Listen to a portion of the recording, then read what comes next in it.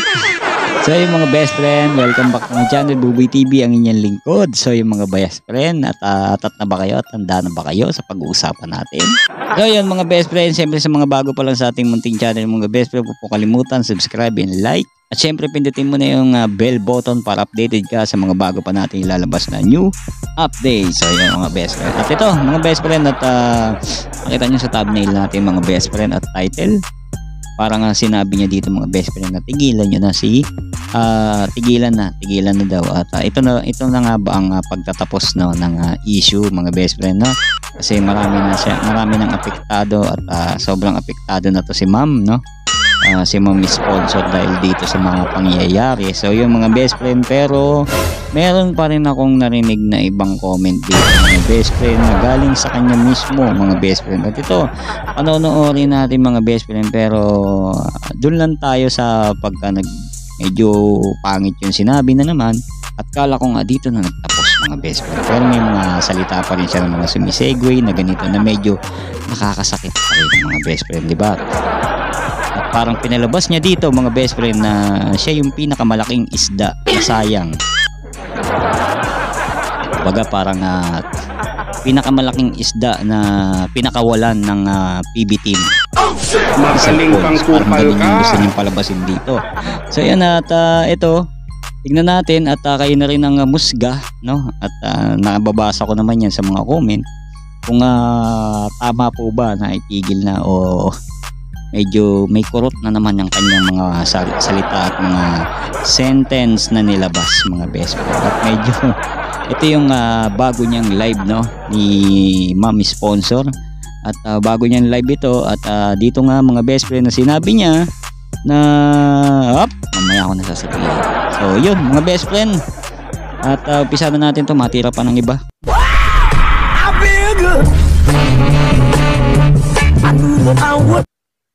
Kung huwag kayo kasi magpapaniwala ng ano.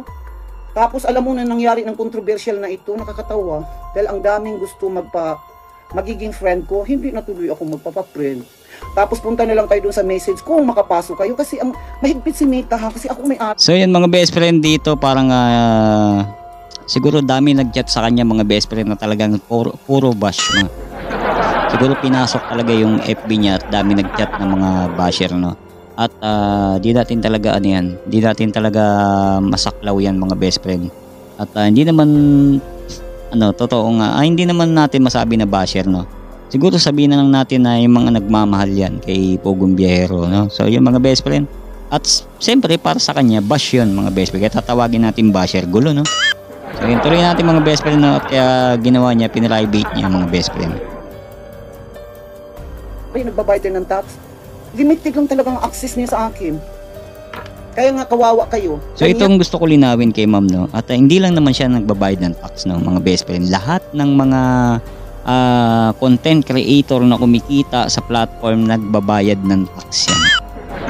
Opo, hindi lang po siya, no. So yan, linawin ko lang naman mga best friend, kasi kami nagbabayad din kami ng tax.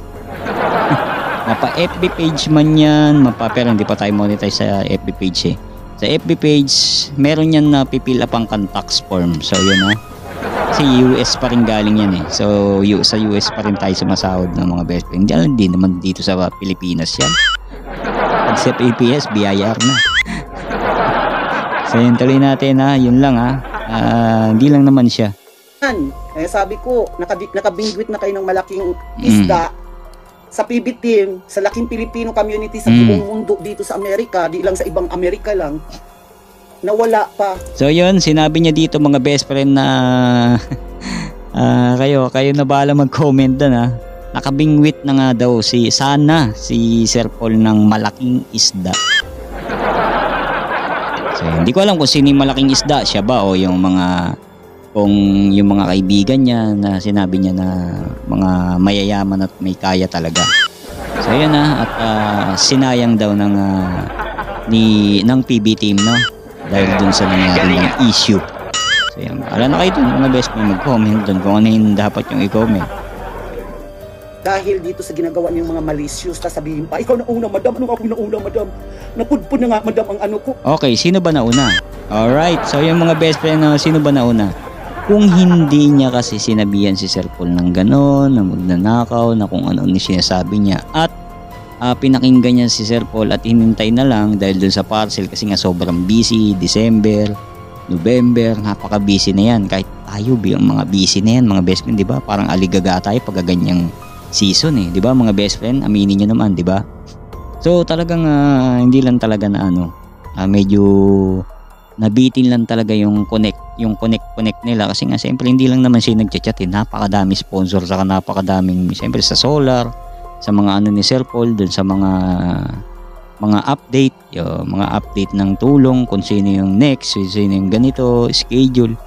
Tutusin nako, yung utak ni Sir Paul sa ganyan siguro sasabog na. Hindi niya alam kung ano, kaya may team siya para umalalay para sa kanya kasi kung siya lang mag-isa doon hindi niya kakayanin mag-isip sobra dahil napakahirap ng schedule sa kasi pag-iisipan mo kung ano yung next ganito, sino ba yung ganyan, so kailangan niya ng team, so mahalaga sa kanya ang team. So yun, balik tayo. Ayan mga sharer, ko man yun kasi nga limited na ang makapasok kaya pasensya na ha, pasensya na kasi kayong nauna, di nyo alam alaskador din to sa Madero. Diba? Sabi ko, shit, anniversary pa na natin. So yun mga best friend, no? Parang sinabi niya dito na ang nauna daw, kayo. Di ba sabi niya, kayo yung nauna. Sino ba nauna? Sa tingin ko naman, alam niya kung sino nauna. Diba mga best friend? Kasi kung hindi niya nga lumabas sa kanyang bibig yung mga ganun, walang issue. Diba? Doon pala sa tulpo, issue na yun. Mga best friend, doon pala sa issue, sa tulpo, sa pagnanakaw, napakalaking issue na nun. Siniraan mo yung kilalang tao dito na charity vlogger. Talagang dudumugin ka ng bash. So yun ay nako, tuloy natin. Sa makipag-away ako na walang kakwinta-kwinta. Tapos limited nang makapanood sa akin. Di ko kailangan, di ba sabi ko, makabainti na nga ako noon naguguluhan na ako, maalis na ako. Sasabihin ko lang, low signal. Kasi ayaw ko ng ganun Magulo lang naman yun curious yun kung anong nangyari sa ko sa totoo lang. Yun ang napala ninyo. Nakakuha na sana kayo ng mga sponsor sa mga grupo namin na malalaking sponsor na may kaya talagang tumulong. So yun yun daw yung napala nyo. Yun yung napala nyo kasi nakakuha na sana kayo ng malaking sponsor. Kung ganyan lang ito para sa akin kung ganyan lang ang sponsor sa isang box lang grabe na magpapatulpo ka na hindi lang na yung mo gusto mo, yung ikaw yung laging ini-entertain kumbaga parang pag siya yung nagpadala dapat updated ka minuto. So hindi naman pwede yun. Napakadaming sponsor dyan na sobrang malaking isda. May kilala ako na napakalaking isda talaga ng sponsor ng Ugong Biyahero. Talagang grabe talaga yun si Madam. Kilala niya ba kung sino yan? Diba? Kilala niya yan kung sino yan na talagang bukal sa puso niya ang pagtulong. Walang hinahanap na resibo, walang ganito. Mismo si Sir Paul lang ang nagbibigay ng ganito resibo kahit di niya gusto kasi tiwala siya sa tao. Ganun yun Tapos sasabihin niya siya yung pinakamalaking isda, di ba mga best friend? Siya daw yung pinakamalaking isda na pinabayaan at sinayang ng Pugo team. So yung mga best friend, so yung malaking isda mga best friend, siya pala yun. Kanina hindi pa natin na So kayo mga best friend, anong nyo dun? Comment nyo dun. Kaya bala. Yan, tuloy natin. Tumigil kayo. Kung love ninyo ang team ninyo, stop making any nonsense na wala ka bagyong kuay taas ginawaan ng mga malisya, ng mga mga malisyosong mga vlogger. Ay, napipistahan kayo doon. Anong pinagsasabi? Ito naman itong iba na gustong awayin. Hindi man ako nagbabasa niyan, day. Parang kasama ako dun Hindi naman namin siya inaaway Oo. At dinidepensa lang namin yung taong sinabihan mo. Diba mga best friend? Hindi man tayo nangaaway Hindi man natin siya inaaway. Depende na lang sa ibang reactor. Yung ibang reactor talaga mumurahin ka. Oo, mumurahin ka. May mga reactor dyan na sobra kung magsalita. Ako mild pa nga ako, mabait pa nga ako. Oo, taka hindi talaga ako nagmumura lalo sa social media. Oo, yung mga tangina, yung mga ganon. Hindi ako ganon, yung mga tangina ka, yung mga ganon, hindi ako ulul ka, tarantado. Hindi ko kayang sabihin yun sa social media. Bawal na bawal yun. Yung pukin ng ina, yung mga ganyan.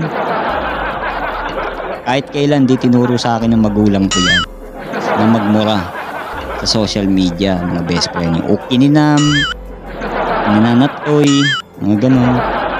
Di ko kayang sabihin yan sa social media. Kaya napakabait ko pa na reactor or depender. Ayan, nabubulol tuloy ako kay ma'am. So ayan, tuloy natin. At dahil lang naman dun kasi kaya ka na ipaskill. Alam mo naman sa mundo ng social media, ang kinanamo pa napakalaking at kilalang tao. Talagang pagpipiestahan ka. So, dapat yung mga hindi na nang kilala para hindi ka pagpiestahan.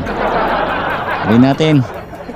Kahit pag anong sabihin mo, kay si mami ganito, mabaho ang bigat. So yung mga best friend. Ano sa akin, So yung mga best friend, nakita nyo sa thumbnail ganyan, di ba? Ayun, nagalit siya doon, mga best friend. Kasi bakit nang sinabihan nyo ng ganun? Dami naman pwedeng sabihin, ba't sinabihan niya pa ng mabaho daw ang kanyang mas mariusip naman kayo, mga best friend, no? Kayo Huli natin. Kaya siguro nagalit Kaya yun, ngayon tuloy, sana makatikim naman sana kayo na malay mo na binigyan ako ng instrument na dahil ako lang ang lagi nakapanood. Minsan-minsan kasi bored din ako. Minsan ako lang mag-isa para... Parang hindi niya iniisip yung sinasabi niya. Siya lang daw yung nakapanood. So, ano ba yun? Parang susuko na ako kay madam. So, parang ayoko na siya yan. Itapit. Parang hindi niya iniisip. Siya lang daw... Pasalamat daw... Parang sinabi niya dito sa PB team na pasalamat na siya lang daw yung nakapanood. Yung nga, yung pagtulong. Siya lang yata yung may cellphone din. Saka TV. Wi-Fi, sila lang siguro. Kaya sila lang nakapanood. Napakalaking bansa yan, di ba? Kaya mga best friend, kayo na bahala, mga best friend. Pati ako mag-isa, nawala, guys. Yun yung parang nanalo ka na ng luto na, yun nga. Hindi mga best friend, nakita niyo sa thumbnail kaya parang nanalo ka na ng loto na wala pa yung malaking isa. Totoo ba? So, totoo ba na parang nanalo ng loto si Sir Paul pag nakuha niya to? Mga best friend, opinion niya. Ewan ko, nababaliw ako dyan.